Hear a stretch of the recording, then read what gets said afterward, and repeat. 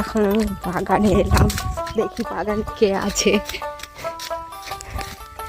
মাত্র বাগানে এলাম, ফ্ল্যাশ জ্বলছে। বাগানে এলাম, বাগানে এখন দাদু নেই। হ্যাঁ, ওই দুজন আছে, দুটো মানুষকে দেখতে পাচ্ছি আপাতত।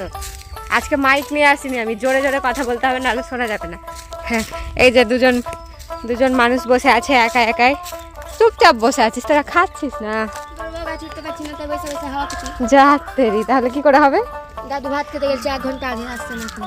দাদু ভাত খেতে বসেছে এখন, তাই দেখলাম।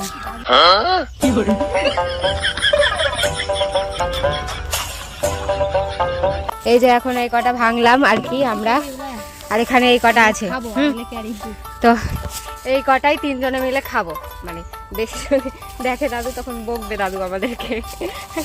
তো এই কটা খাবো। এই যে এই কটা না, ওইগুলো ও নিবে আর এগুলো খাবো।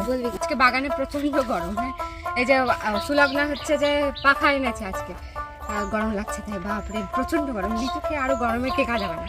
এখন এই যে লিচু, কয়েকটা লিচু খাবো, দিয়ে বাড়ি চলে যাবো। বেশি থাকতে পারবো না, কারণ প্রচন্ড গরম লাগছে। কি করে যে থাকে বাপরে।